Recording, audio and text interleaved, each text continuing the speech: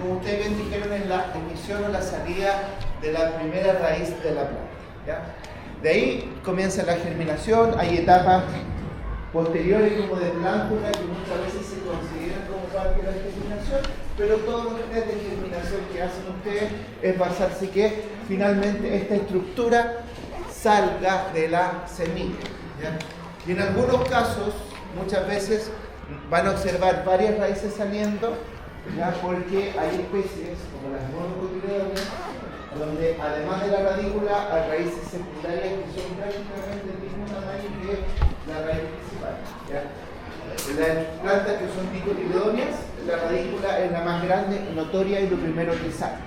Entonces vamos a ir viendo las etapas de la germinación, ¿ya? En qué consisten estas etapas y básicamente después vamos a hablar lo que es la dormancia, como he dicho, y al último vamos a hablar temas relacionados con almacenamiento de semillas. ¿Ya? Ok. La primera etapa de la germinación se conoce como activación y tiene que ver básicamente por la entrada de agua al interior de la semilla. Y este proceso es irreversible, vale decir, una vez que ingresa el agua al interior de la semilla, qué bueno, ya. Una vez que ingresa el agua, Confuteo hizo una excepción. Una vez que ingresa el agua al interior de los tejidos embrionarios y al interior ya de ese sector, es un proceso irreversible. La semilla sí o sí tiene que germinar. Si no están las condiciones ambientales, si no están las condiciones adecuadas sobre la semilla, se va a perder, ¿ya? Es un proceso irreversible. No, que la quiero sacar y la voy a secar un poco para que después la use para germinar. No, esa semilla, su proceso, una vez que ingresa el agua a su interior, es germinar. No tiene otra opción, ¿ya? ¿Se pueden hacer procesos de pregerminación, que se llaman priming en inglés? Sí, pero eso conlleva que posteriormente uno va a seguir agregándole agua al sistema para que la semilla germine, ¿ya? Entonces, una vez que se mojó el interior de la semilla, ¿cierto? Esa semilla, si no se sigue regando, se pierde, se muere, ¿ya? Porque su proceso conlleva a el desarrollo entonces de las raíces y otras cosas, ¿ya? En algunos casos, ¿cierto? Y esto ocurre por una diferencia de gradiente entre el medio externo y la semilla. O sea, hay más agua en el medio externo que ingresa a la semilla, ¿ya? Muchas veces nos pasa que por no saber el tipo de suelo sustrato, a veces muy salino para una semilla, y por mucho que nosotros reguemos todavía no alcanza a germinar porque el potencial hídrico es menor en el sustrato que en la semilla y por lo tanto el agua puede incluso hasta deshidratarse. Entonces hay que saber muy bien el tema del sustrato, ¿ya? Como les decía, la hidratación de la testa, que es la parte externa, la cáscara, si se moja pero no ingresa, es un proceso irreversible. Pero una vez que ingresa el agua a la semilla, es un proceso totalmente irreversible y la semilla, el único camino que tiene, se lo reitero, porque no van a decir, pucha, mojé la semilla, la guardo unos días y después la vuelvo a regar, esa semilla ya, si no tengo una constante de agua, se termina muriendo. Esta activación, ¿por qué se llama activación? Porque esta etapa de ingreso de agua a la semilla activa enzimas que van a degradar, ¿qué cosa? Los nutrientes de los tejidos como el endosperma, como los cotiledones, como el esperma, para que se empiece a alimentar el embrión y con eso empezar a dividirse y generar todos los tejidos y las estructuras nuevas natales. Los tejidos nutritivos como endosperma, cotiledones, perisperma, que son los tejidos que tiene la semilla para alimentar, ¿cierto?, la primera etapa de vida de la planta. Y eso conlleva la división, elongación celular, la activación de enzimas al tener alimento y la salida de la radícula. ¿Ya? Bueno, en la siguiente diapositiva hay un gráfico que se relaciona con la variable, ¿cierto?, de etapas del proceso, en el eje X y en el eje Y, ¿cierto?, la variable es la absorción de agua, cómo cambia la absorción de agua en las distintas etapas o en el tiempo de germinación de la semilla. Al principio al comienzo hay una alta tasa de absorción de agua, por eso la curva es ascendente rápidamente. Y su etapa, estas son todas las etapas de la activación.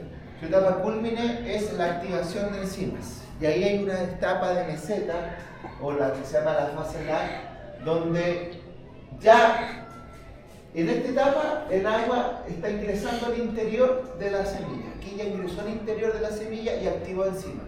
Y esa es la etapa, ¿cierto?, que de ese punto ya se considera irreversible. No hay ya la actividad de enzimas para degradar los nutrientes, la semilla entonces entra en un proceso ya de desarrollo, de división, etc. Y cuando inicia la germinación, sale la radícula y ya comienza el proceso de la germinación, vuelve a aumentar la absorción de agua, ¿ya?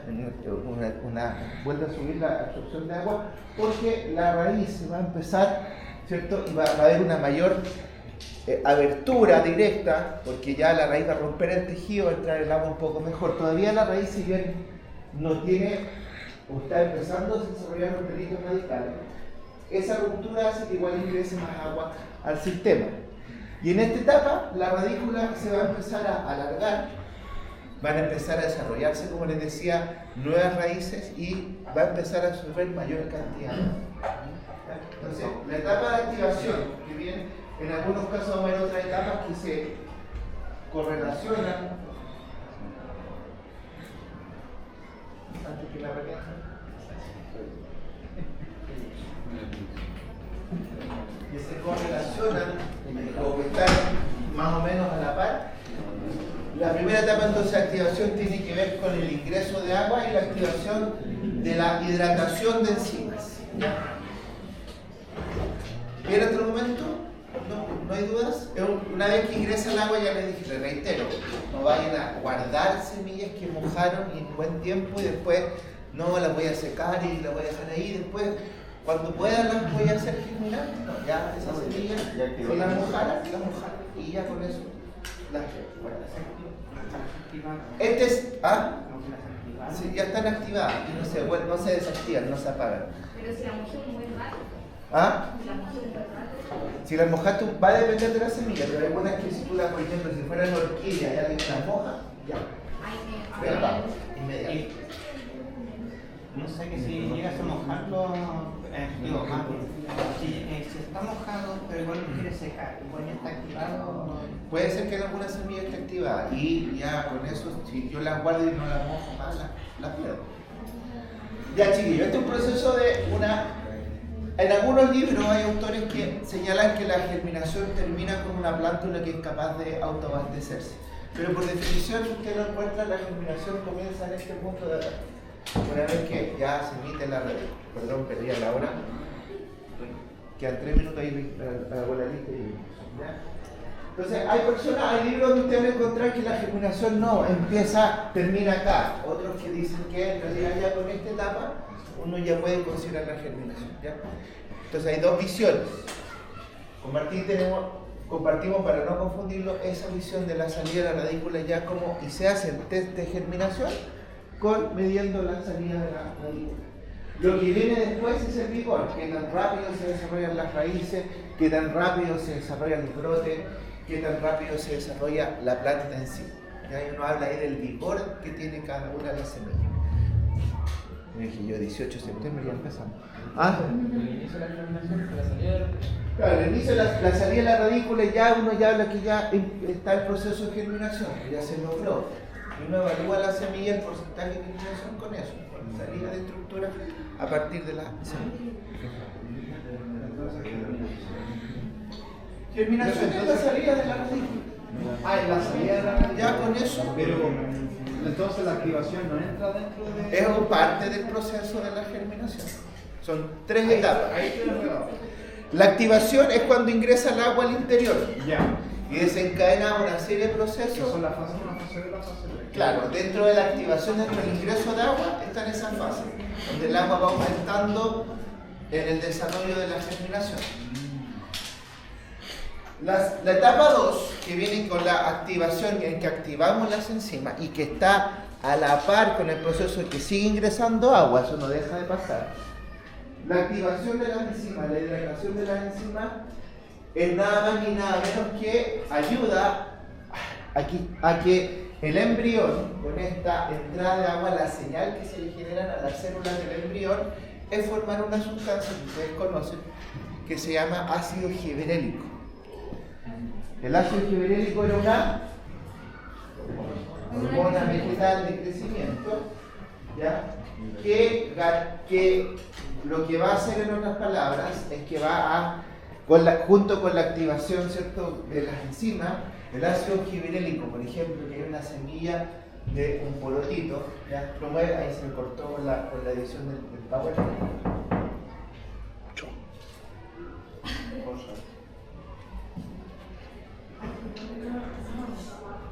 No me golpeé la puerta, disculpe, yo abrí la ya,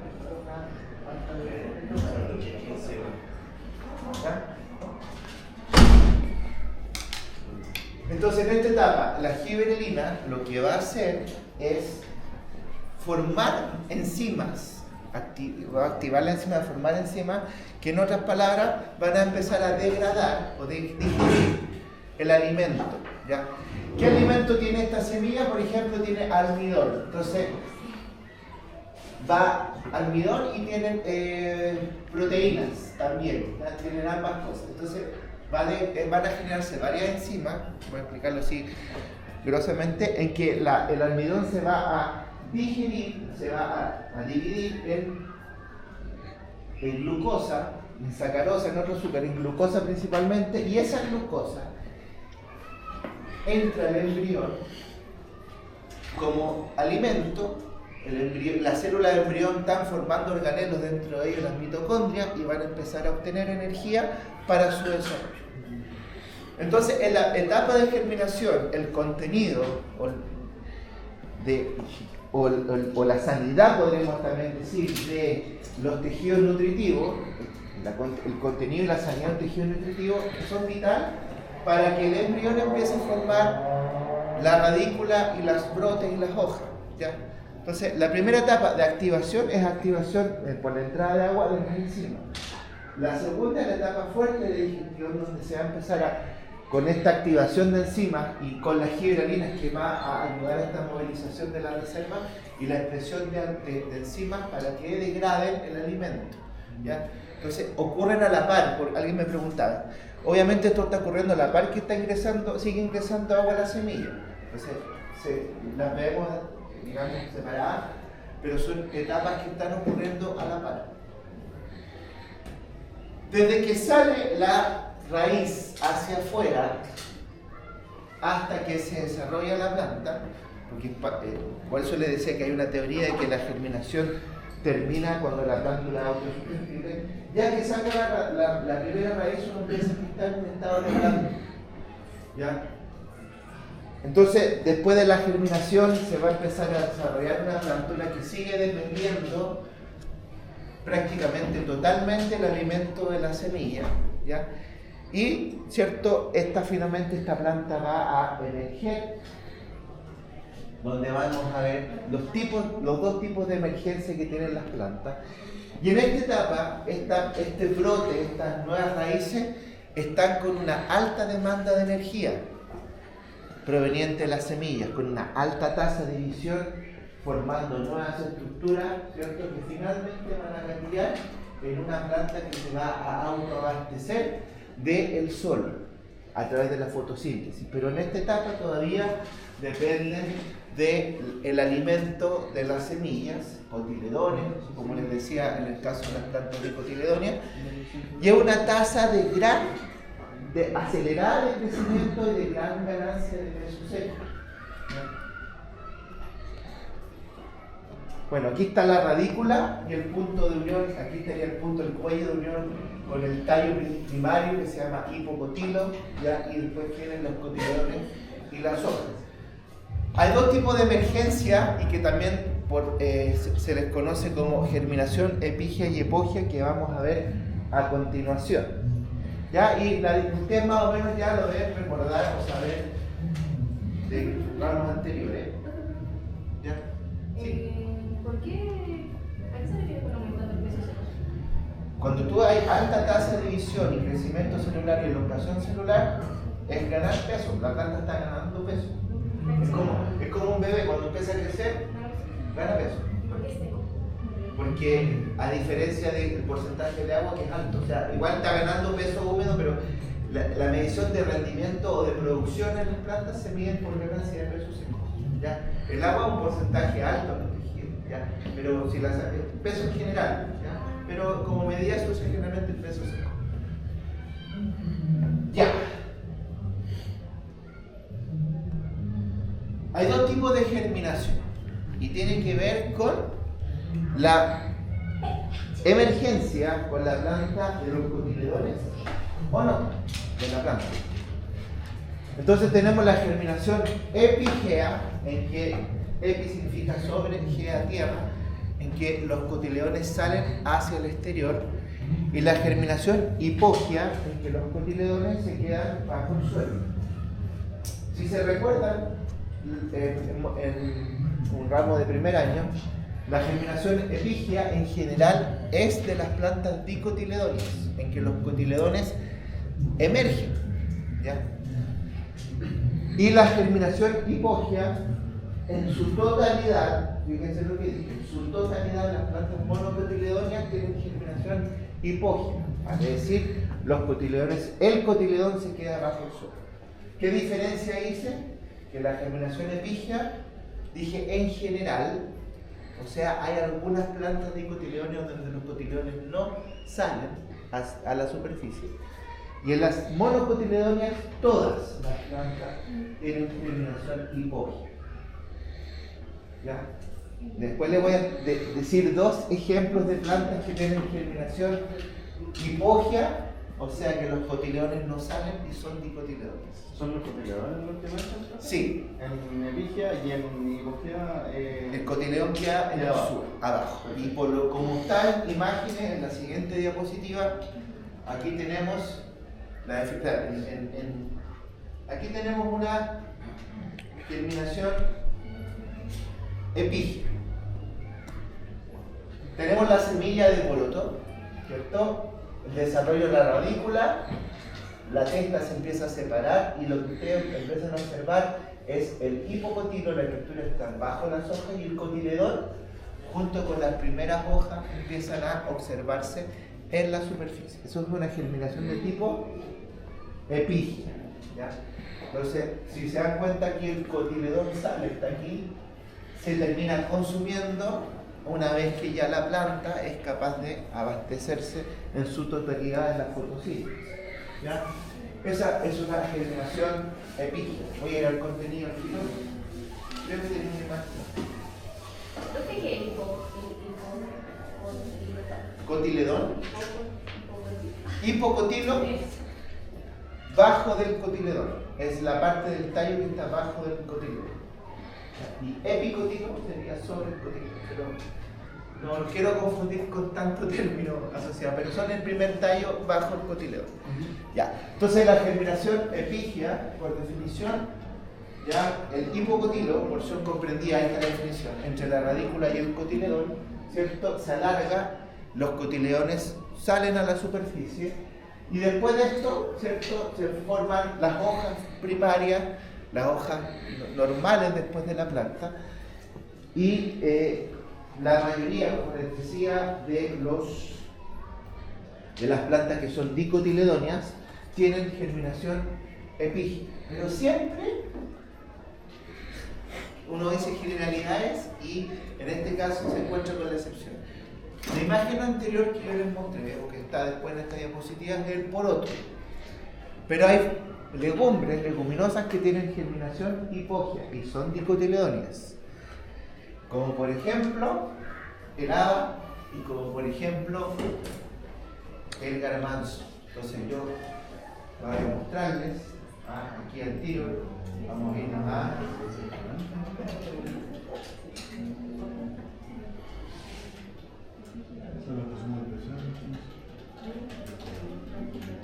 tiene que ver con el peso de la semilla, porque hay otras que son pesadas y que salen hacia afuera. Lo de los frutales en general, los fulanos, damasco, todo eso, los cotilones salen hacia afuera.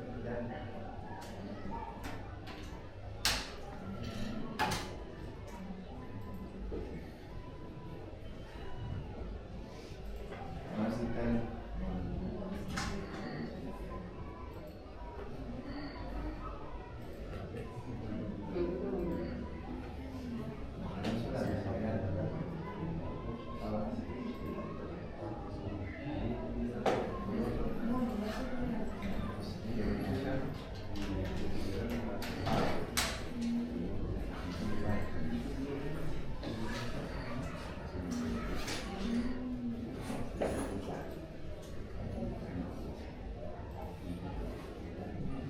Miren, esta se lava, ya voy a, parecidos por otros, ¿cierto? Pero lava, si se dan cuenta, el cotiledón siempre queda abajo, ¿ya? Entonces, según esa definición sería una germinación hipógea, el cotiledón queda abajo. Entonces les dije, haba, arveja, garbanzo son algunas de las plantas que son dicotiledóneas, que su germinación es distinta. ¿Ya? Las otras plantas tienen germinación epígea. Vaya.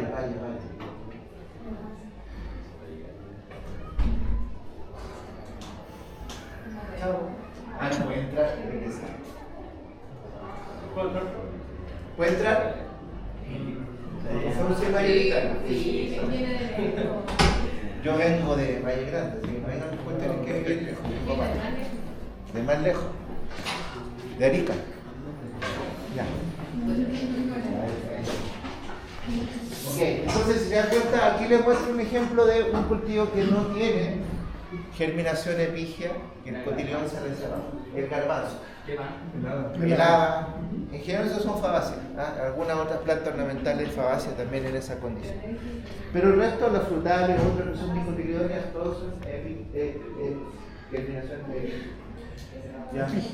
Sin embargo, esta planta depende, aunque no salgan hacia afuera, depende de los cotiledones para alimentarse. Eso no cambia. Lo único que cambia en esta especie es que dentro de las dicotiledóneas son algunos pocos ejemplos que son de germinación hipógea.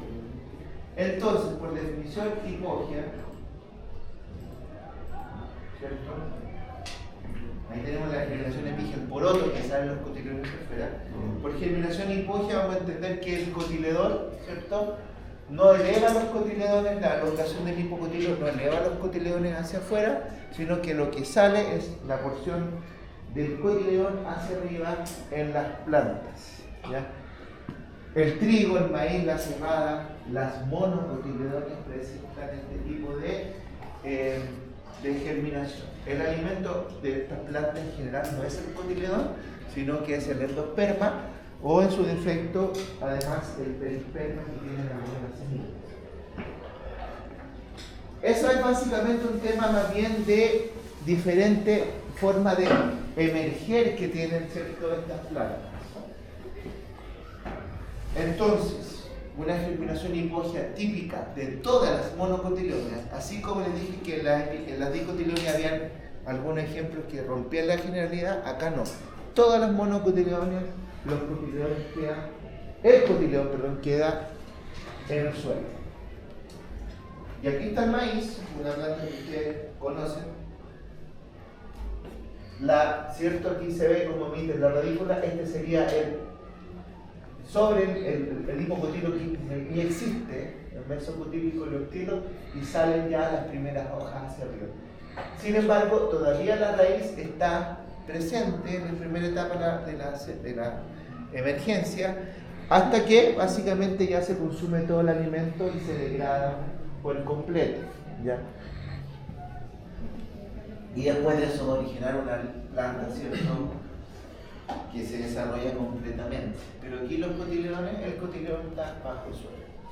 Esa es la diferencia desde el punto de vista de desarrollo.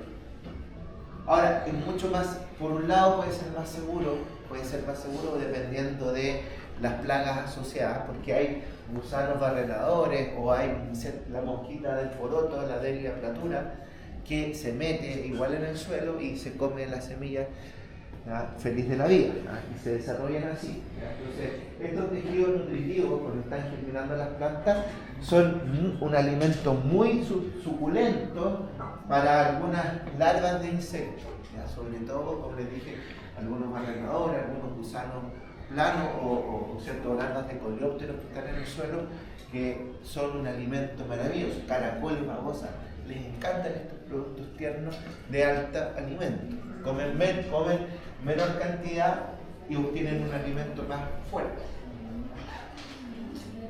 Para que haya germinación, vimos que hay germinación epígea y hipogea.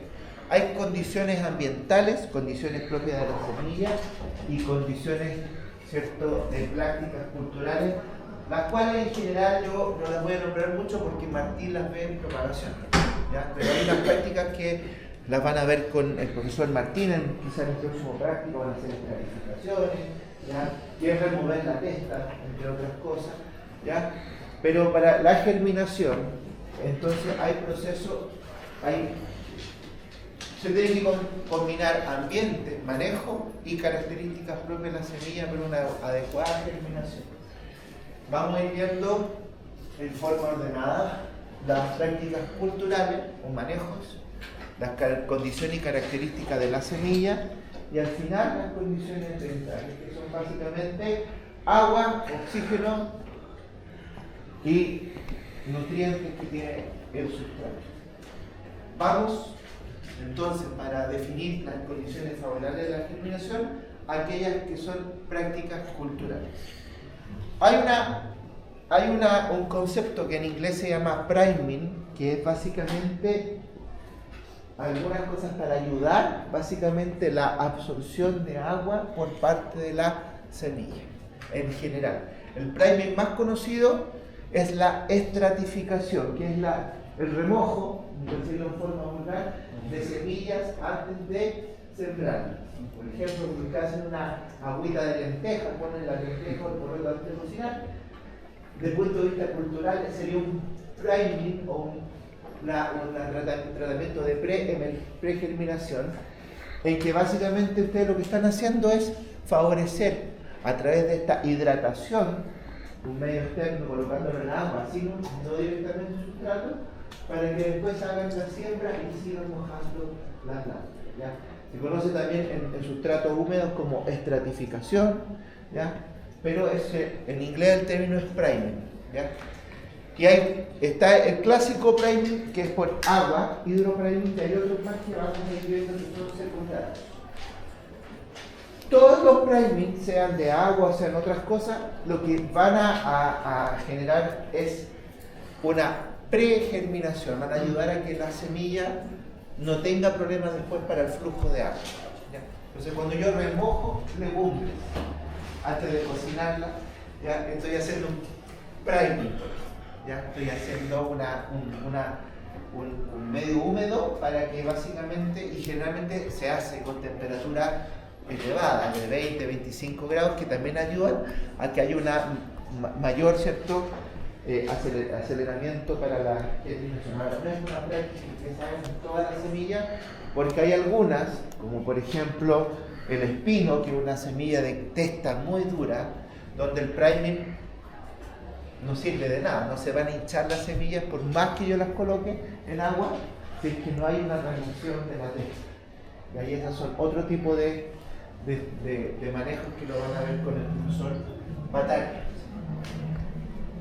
Lo importante es que el priming, esta hidratación o esta forma de acelerar el ingreso de agua a la semilla, tiene que sí o sí hacerse después una siembra para que el proceso continúe, porque como ya dijimos, hay procesos que pueden ser después irreversibles. Bueno, esta es una estratificación, un priming de agua que se hace comúnmente, ¿ya?, en una semilla, en un papelito, ¿ya? Incluso aquí ya, ¿cierto?, en algunos casos la puedo tener un poco húmedo y después se la coloco a germinar. Esto se puede hacer, por ejemplo, en manzanas, semillas de membrillo, ya donde uno las deja con agua un poco y después las germina. Y en un sustrato también, en la palta, y a veces se le entierran, vamos a ver, eso lo pueden ver con Martín, que le entierran ciertos palitos para favorecer, ¿cierto?, la germinación de la semilla de palta, etc. ¿Ya? Pero en estos casos, mantenerla en un sustrato antes de la siembra, ya antes de la siembra para hacer una raciquera en condiciones de humedad. ¿Qué pasa si yo me paso en el tiempo? Obviamente la semilla va a germinar en esta condición, pero después es muy difícil que esa semilla que está germinada yo la coloque en un sustrato y siga creciendo. Es difícil, tendría que tomar todo ese papel y ojalá sea degradable y colocarlo en la estructura para que no haya un daño mayor, ¿ya? Pero eso es básicamente, los test de germinación se basan en un medio húmedo para, en este caso, ver el porcentaje de radícula que sale. El priming no llega o debe evitar entonces que la semilla germine. Este es un proceso para favorecer la germinación.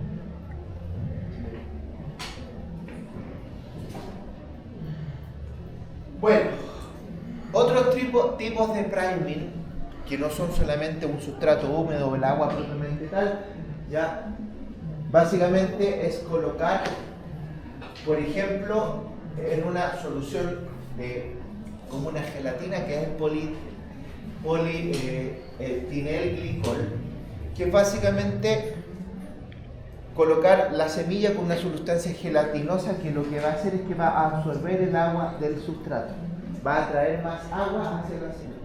Es colocarlo en lo que se llama un osmoprimer. ¿Ya?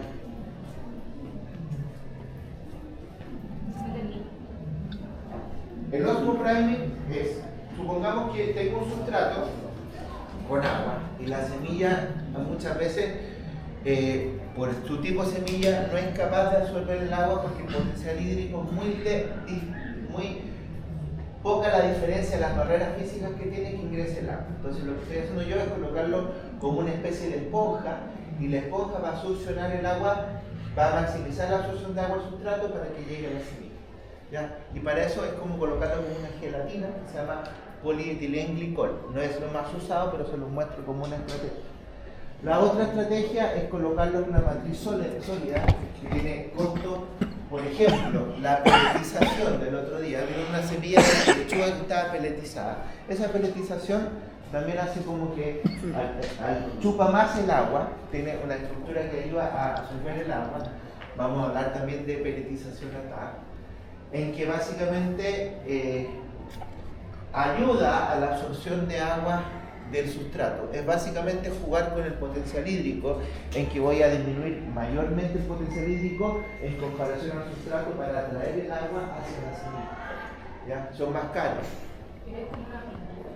Es como una especie de matriz sólida que puede ser una pintura o que puede ser una matrilla o una costra, como lo que ven ustedes en la peletización. Tenemos también el quimiopriming, que son algunos productos que, por ejemplo, el ácido clorhídrico, algunos fungicidas químicos que pueden reducir la contaminación microbiana y favorecer la germinación. ¿Ya? Si bien es un tipo de priming, no está muy directamente relacionado con la humedad, pero sí ayuda, o básicamente el aplicar fungicidas se le conoce como quimiopriming para ayudar a la germinación. ¿Ya? No es que ayude a la absorción de agua, sino que más bien ayuda a que no hayan problemas en la raíz, en el proceso de la germinación de la semilla. Termopriming. El termopriming ya es básicamente usar temperatura un poco más alta para favorecer cierta remoción de la testa. También es un tipo de escarificación, pero se le conoce como termopriming. Recuerden que todo el priming en general es para ayudar que la semilla pueda absorber el agua. El que más se usa es el agua propiamente tal, un sustrato húmedo. Estas son algunas alternativas para aquellas semillas que son de difícil germinación, que generalmente son más bien de tipo ornamental, más que las cultivadas en general, donde tienen buenas tasas de germinación. ¿Ya?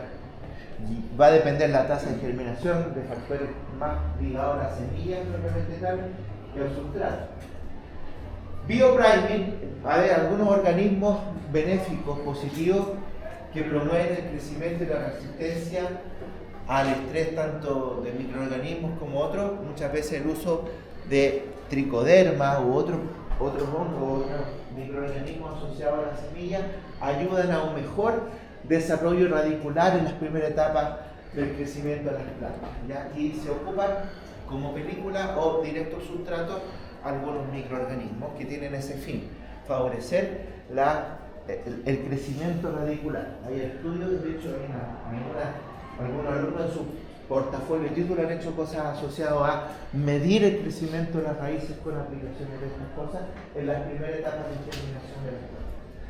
Entonces, el concepto priming en general abarca tratamientos que de alguna forma lo que están ayudando a una mejor absorción o desarrollo inicial de la semilla.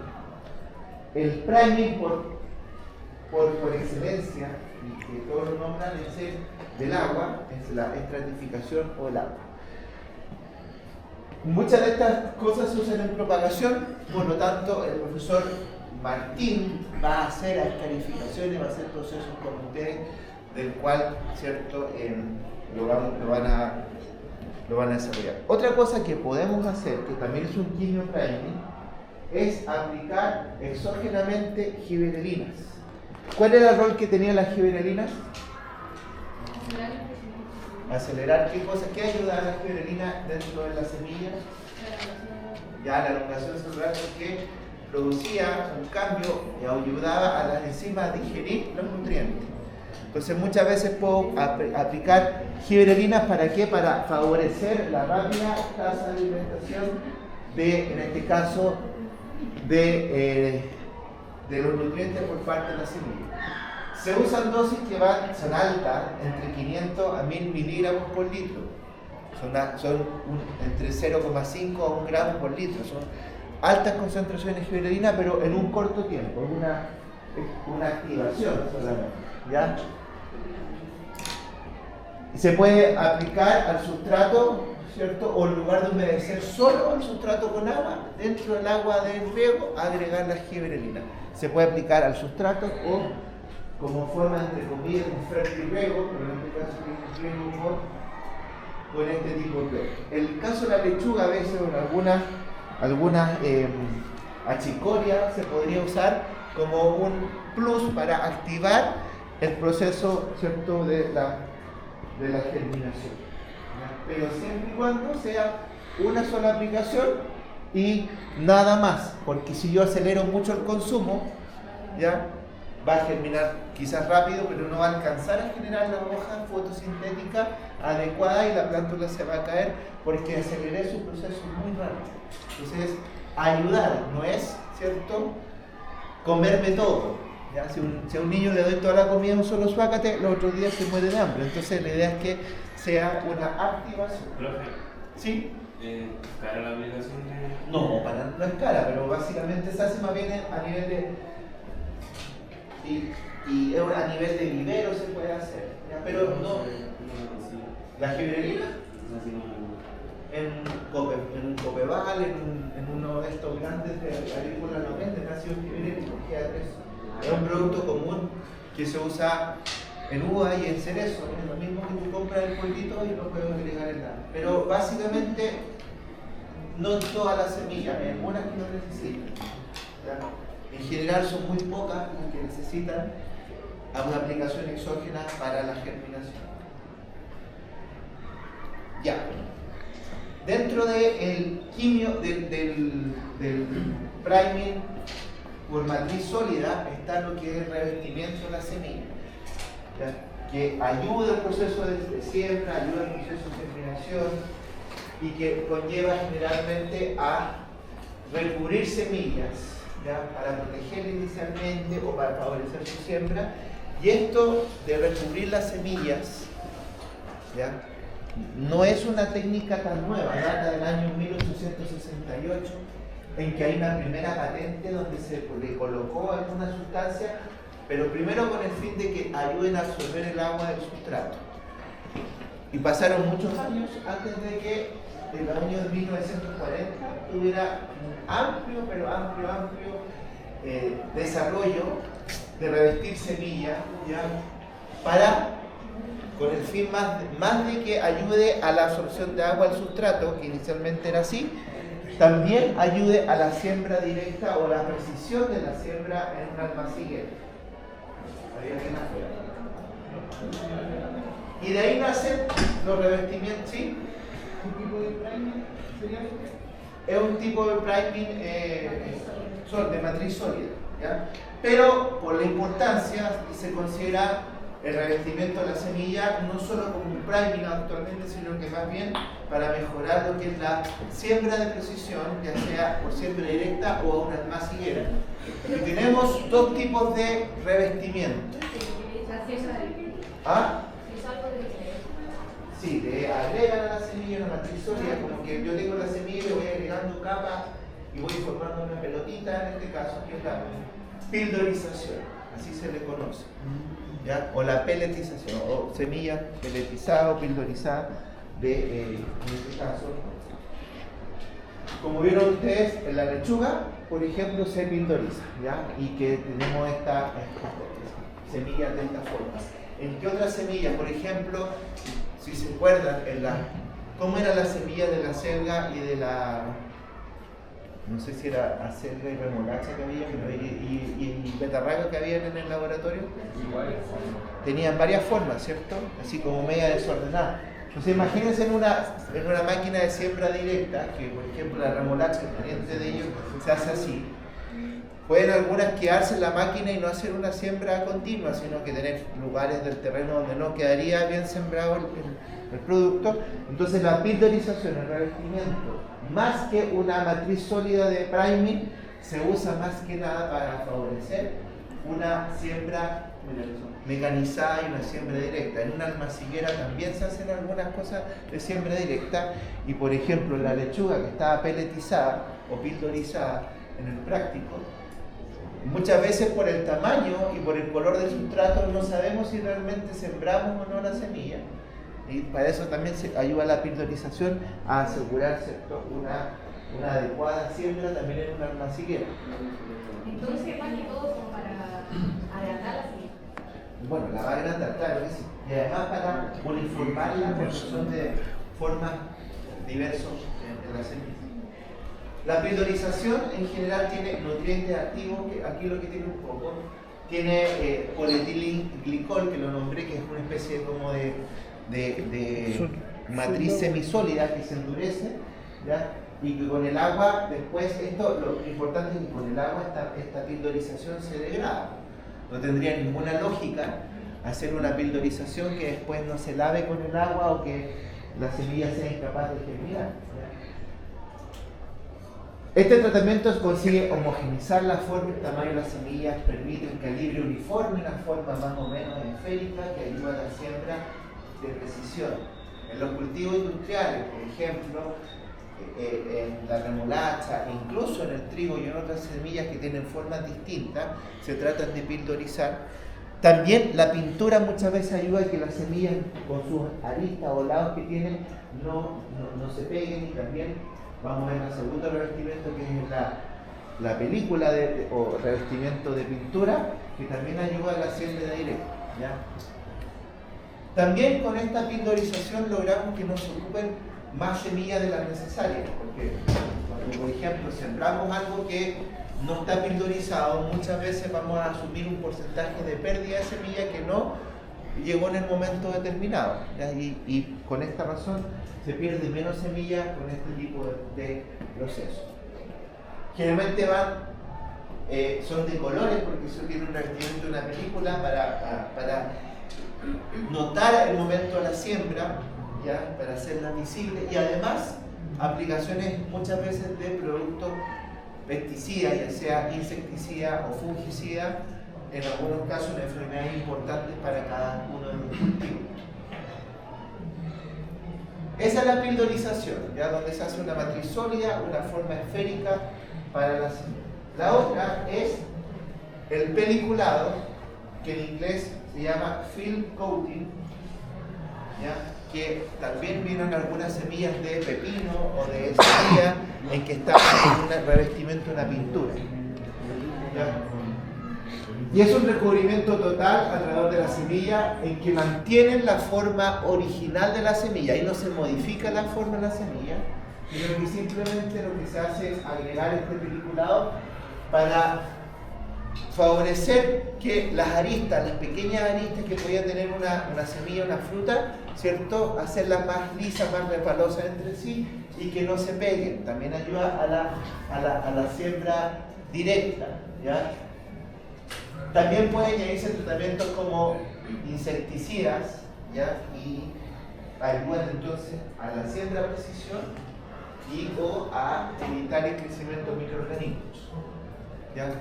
Entonces, el revestimiento en general, ya sea la pildorización y el peliculado, si bien se definen como un quimiopriming, básicamente tienen más importancia en lo que es la siembra de precisión de las semillas, más que directamente relacionado a que la semilla sea capaz de absorber agua.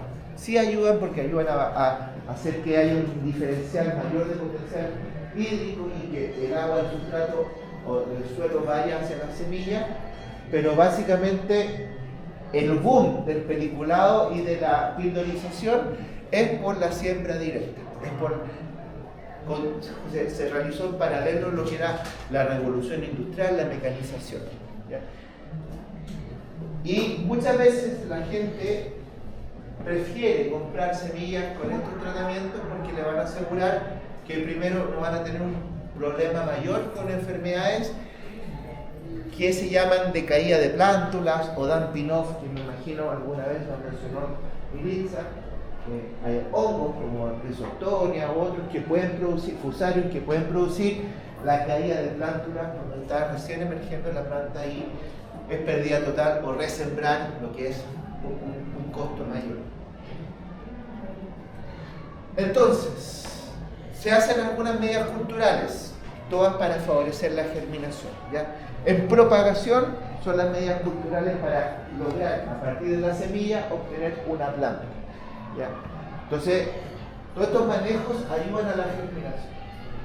¿Cuáles son las condiciones? Y aquí un poco ya más relacionadas al ambiente de la semilla. Esta está... Ya. Esta me la puse traspapelada, pero después la voy a retomar. Entonces tenemos condiciones ligadas a las semillas. Ya. Condiciones ligadas a las semillas. Ahora no el ambiente es la tercera. Se me traspapelosa diapositiva. Ya.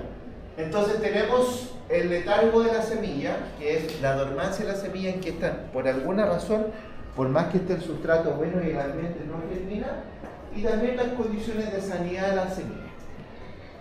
Más de alguno le tocó ver una semilla, no sé si de pepino o de zapallito italiano, que tenían unas manchitas negras en la lupa. Me dijeron, profe, ¿por qué tiene esa mancha negra? Eran hongos, ¿ya? Entonces aquí se ve, por ejemplo, la punta negra del trigo con una enfermedad que se llama alternaria. ¿Cuál es el problema? Que cuando yo siembre esa semilla, esas plantas se van a caer, no van a llegar a fructificar. Entonces, una cosa importante a considerar en el éxito de la germinación y la propagación de las plantas después es la condición sanitaria de las semillas. Si tengo semillas con orificios por bruco, por ejemplo, en los cotiledones, el bruco se comió parte de la comida. Por lo tanto, si bien esa semilla a lo mejor sí puede germinar, van a ser plantas débiles que pueden ser que no lleguen a destino porque el insecto, la larva de este insecto o el insecto adulto se comió en este caso, ¿cierto?, parte del alimento. Profe, cuando habla del letargo de la semilla... Ya lo voy a explicar, no lo he explicado. Ah, ya, pensé que se lo había... No, viene ahora. Son las dos condiciones ligadas a la semilla, el letargo o dormancia, en que la semilla está ahí como si estuviera intacta, que todavía no germina por alguna razón, por mucho que tenga un buen sustrato, agua, buena condición, luz, etcétera, en perfecta condición, y esta no germina, por alguna razón. Y eso se llama dormancia o letargo de la semilla, que lo voy a explicar ahí. El letargo básicamente es la condición propia de la semilla que hace que, estando en las condiciones ambientales, esta no germine. Está el letargo de tipo físico. Y aquí dice, la germinación no es posible, ¿cierto?, si no ocurre la inhibición, toma de agua. Y hay semillas, como el espino, que tiene una testa extremadamente dura. Hay plantas nativas que su semilla, la testa, es muy dura. Y a veces la degradación natural de años lleva años en realizarse, y esa semilla está en el suelo, llovió, hay harta agua, hay harto calorcito, el sustrato está perfecto, pero no germina porque la barrera física de su testa lo evita. Esa se llama letargo físico. ¿Ya? Algunas malváceas, en muchas leguminosas, hacen, ¿cierto? Y en algunas especies del género Malus, como la manzana, a veces también se ayudan con escarificaciones, con procesos que van a ver con Martín, en remover entonces esta testa o parte de ella para que ingrese el agua al interior. Entonces el letargo físico tiene que ver con que la semilla está perfecta, está formada, no tiene nada que no le permita germinar, salvo que su testa es muy dura. Puede ser la testa o puede ser el mismo fruto seco que todavía no se alcanza a degradar, ¿ya? Entonces lo que hay que hacer es remover esa estructura para permitir el paso del agua. Letargo químico, ¿ya? Y aquí hay ejemplos en frutales de hueso, en frutales de uva, la vid, el tomate, etc., en que el fruto tiene cierta sustancia que inhibe la germinación propiamente tal, aunque la semilla está lista. Entonces muchas veces cuando uno saca o cosecha semillas de fruto hay que lavarlas con agua para ir removiendo estas sustancias químicas que inhiben la germinación, ¿ya? Y hay embriones, ¿ya?, que tienen algunos inhibidores, que básicamente lo que están diciendo es: yo necesito horas de frío para germinar. Con las horas de frío acumuladas me va a permitir, en otras palabras, eliminar todos estos compuestos químicos que yo tengo, como por ejemplo en los cuescos de almendra o de durazno hay una sustancia que se llama amigdalina, un precursor del ácido salicílico, que es un inhibidor de la germinación. Con el tiempo, con acumulaciones de horas de frío, a veces estos productos se eliminan. ¿Cómo se llama ese producto? Ácido amigdalina o ácido cianhídrico. En el tomate, en el ají, en la berenjena, hay una sustancia que se llama ácido cafeico y ácido ferúlico.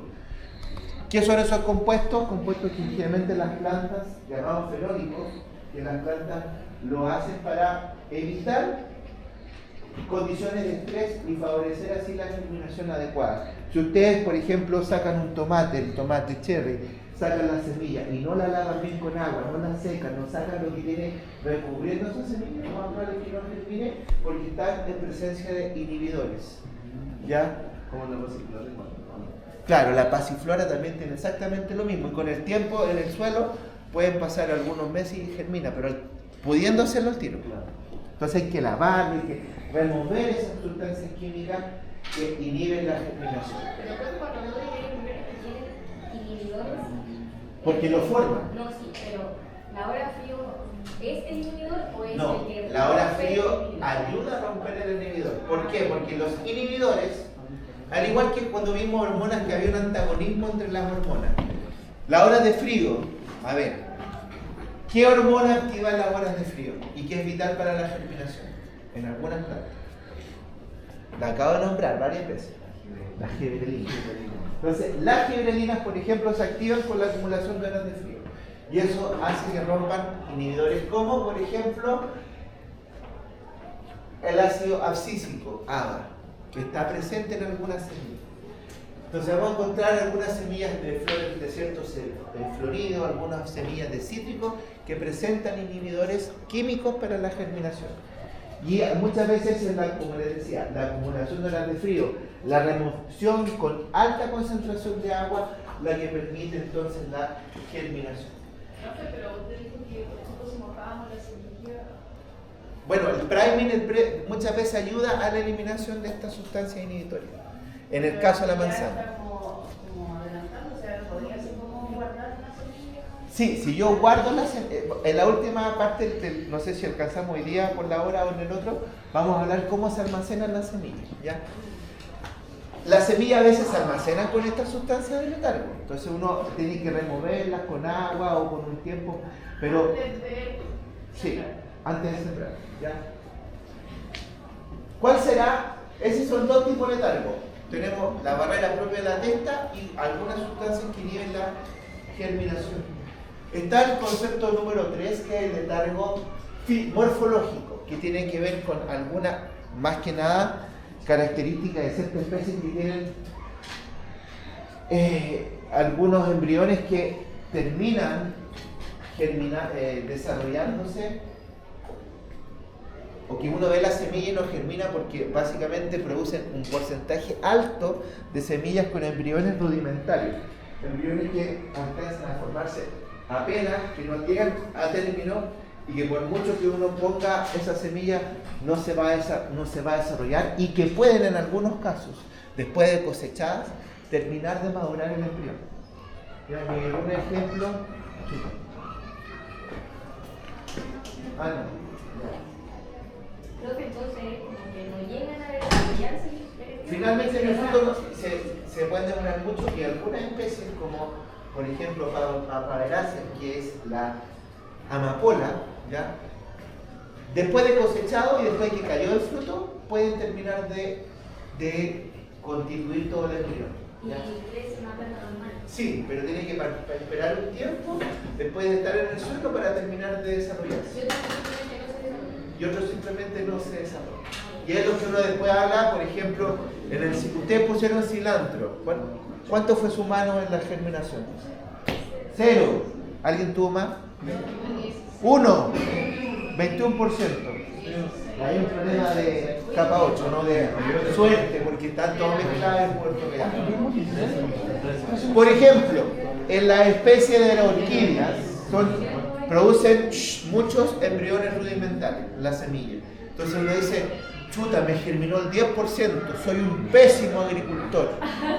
Y no, resulta que la especie tiene un 90% de semillas con esa condición, que son embriones rudimentarios y no germinan. Entonces tener un 10% es excelente agricultor por una orquídea, por ejemplo. Sí.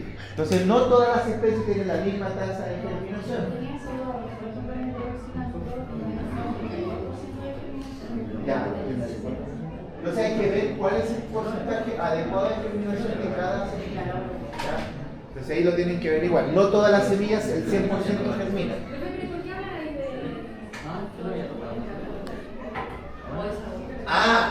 Ya. Por ejemplo, no, indicador fisiológico, indicado solamente el primero, no leído el segundo. Se la adelanta. Ya. Entonces, como les decía, está embriones rudimentarios en que apenas alcanzan el preembrión embebido, esas semillas no germinan, ¿ya? Y las que desarrollan un embrión, ¿cierto? En este caso, no desarrollado, que termina desarrollándose en el suelo, como por ejemplo en umbelíferas, el cilantro, el perejil, ¿ya? Umbelíferas, ¿ya? Ahí tenemos el por qué no se alcanzan a veces a tener un 100% de germinación. Así que no se frustren por tener un 0% de germinación. No, eso no puede ser. Ya, ¿qué tiene que ver ahí? Que lo más probable, que como tenemos semillas del año 2000 guardadas, y las vamos a hacer germinar, no germinen por un tiempo que ya la semilla está muerta, ya no se ha enviado. Letargo fisiológico está relacionado con factores de luz y temperatura y que se llama termoletargo o fotoletargo. ¿Qué significa eso? Que hay semillas que para germinar requieren estar a una cierta profundidad de siembra. Si están muy profundas, no les llega la luz. Por ejemplo, las semillas de lechuga, el fruto de lechuga, requieren luz para germinar. Y si no hay luz, ¿ya? Y si están muy profundas en el suelo, no van a germinar. Entonces el letargo fisiológico se da por un factor ambiental que debe recibir la semilla, ya sea temperatura. ¿Es al lado acá? No, es un Ya. Temperatura, sí, porque si no, ya. Yo soy el primero en salir, me da lo mismo usted. ¿Qué fue la vuelta y se va? A los profesores salimos, no, que hay que tomar el protocolo. típico meme del profesor Salomón y Turutú cuando hay un terremoto.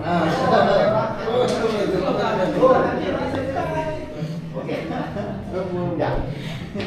Entonces, el letargo fisiológico se relaciona básicamente a que la semilla, pese a estar lista para germinar, tiene que recibir un estímulo. Y hay una cierta norma en que la semilla no se debe sembrar a más de 2 veces el tamaño de su estructura máxima de profundidad. Hay otras que pueden aguantar un poco más de profundidad, como el maíz y otras, pero en general una semilla de lechuga normal era chiquitita, ¿cierto? Entonces no la podemos colocar tan profundo porque en base a eso es el letargo fisiológico. Pero más que luz, no que luz, Ambas dos, pero si no hay efecto de luz. hay temperatura, a eso. Aquí, bien, se me mezclaron las diapositivas, voy a tener que reordenar el luz.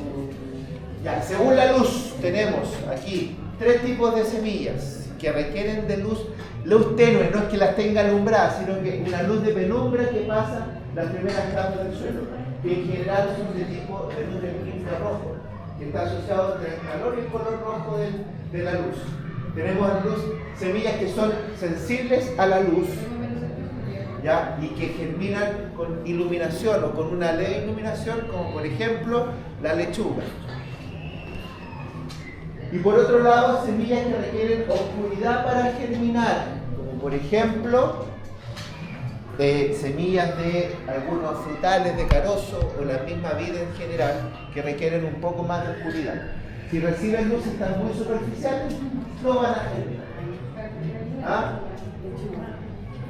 ¿Una vez le pasó? Sí, uno llega y la pone, pero entonces hay que saber la necesidad de luz de la semilla para evitar entonces que tengamos ese concepto. Entonces hay semillas necesitan luz, necesitan estar en una cierta profundidad, que les llegue esa luz tenue que atraviesa el suelo en las primeras capas para germinar. ¿Ya? Eso era básicamente el concepto de la luz y los letargos. Ya, voy a tener que arreglar esto bien. Condiciones ligadas al ambiente. Ahora sí. Condiciones ligadas al ambiente. Humedad. La humedad del sustrato tiene que ser superior al 85%. La humedad relativa, donde se desarrolla la planta en general, entre el sustrato y las primeras atmósferas cercanas a la plantita, pensando en la germinación en el sustrato, tiene que ser ojalá superior al 85% de humedad. Peso de agua versus peso sustrato, que hay un 85% de agua en el sustrato. Pero la humedad relativa es un porcentaje de humedad, en este caso del sustrato. Y importante, una buena aireación para que evitar una condensación y sobre todo, ¿cierto?, en sustratos que son muy densos, donde uno los riega un poco más muchas veces. Se pueden generar condiciones también mayores de humedad cercanas a donde está la semilla y eso genera la aparición de microorganismos no deseados, como algunos honguitos. Pero básicamente esa es la condición.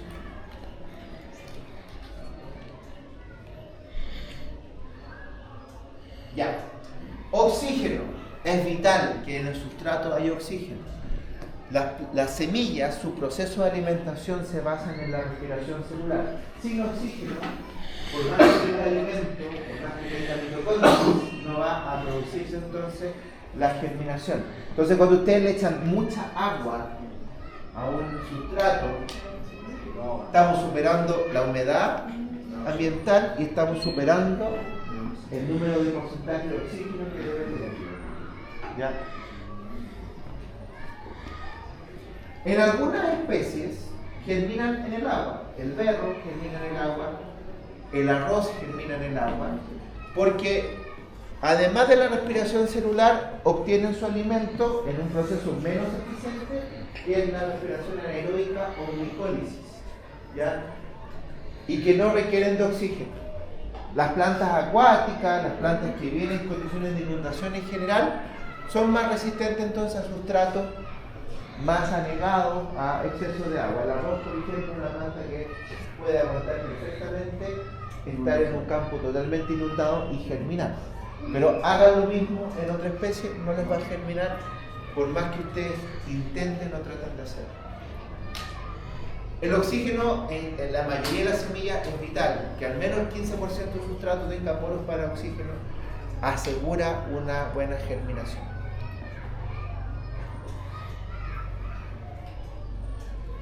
El agua disponible, el gráfico no está tan clarito, pero vamos a tratar de explicarlo.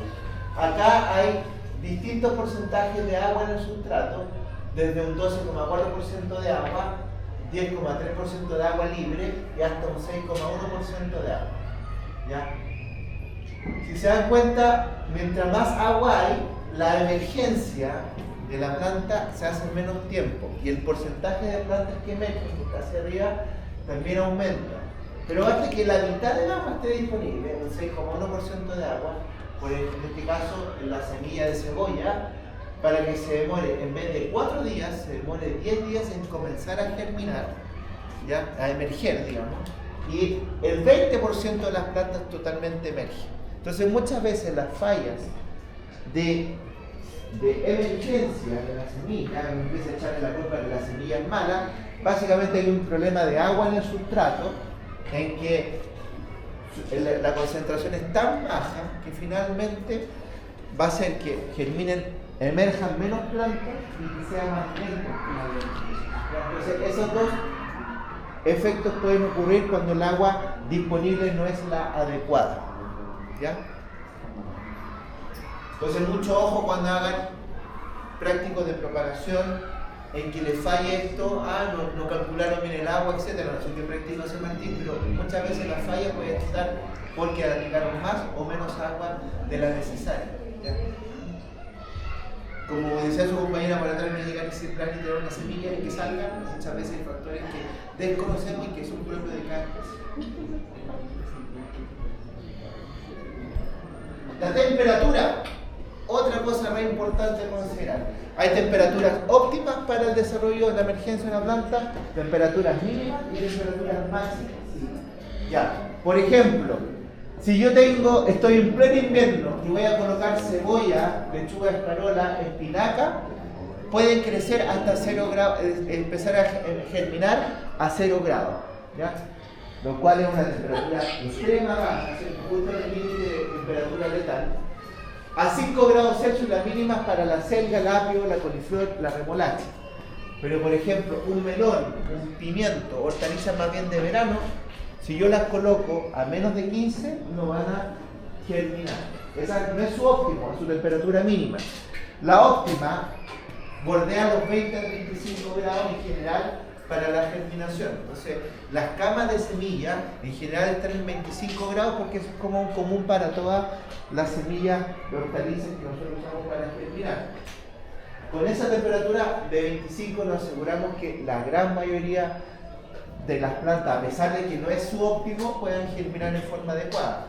Ahora, si yo estoy haciendo germinar una especie determinada, la ajusto a la temperatura óptima para su desarrollo. Hay semillas que son óptimo, por ejemplo el melón, el pepino, la sandía, el zapallo, el óptimo del sustrato son 35 grados Celsius. 35 grados. O sea, la temperatura que tuvimos hace como 2 días atrás, es óptimo para su germinación.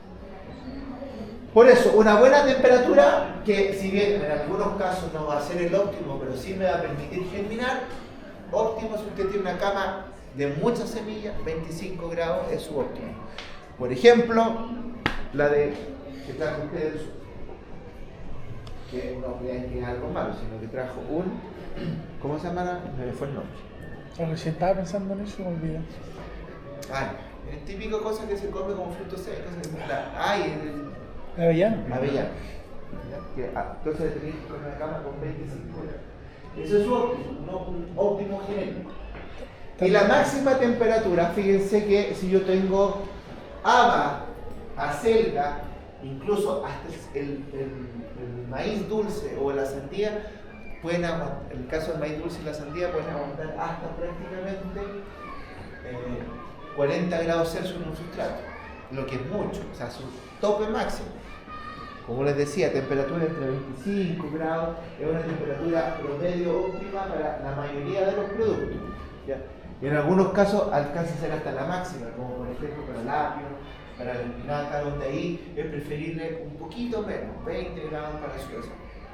Entonces, si ustedes me dicen qué temperatura más o menos óptima, ya saben, 20-25 grados en una cama de semilla, un porcentaje de humedad relativa del 85% en el ambiente, no más de un 15-20% de agua de sustrato, como óptimo para germinar semillas.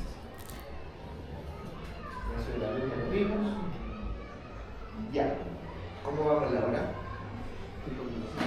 Quedan 5 minutos. ¿Qué vamos a quedar para la próxima clase antes de empezar a dar algunos datos? Lo que es la recolección de semillas, ahí lo tienen, básicamente la edad de la semilla, y aquí hay un consejo de almacenamiento de semillas que lo pueden leer, que es como para que ustedes, si quieren recolectar semillas, lo hagan. Ahí está básicamente todos los conceptos asociados. ¿Ya? Y en la próxima clase, como adelanto, lo que vamos a hacer es analizar la industria, y esta parte es parte de la unidad, las principales industrias y el total de datos agroeconómicos que salen en la ANTROS, que no está tan actualizado porque sale hace 2 años atrás, de las exportaciones e importaciones de semillas. Así como nosotros exportamos semillas, algunas también las importamos. Eso también lo vamos a ver en la próxima clase. ¿Ya? Puede pasar en la lista.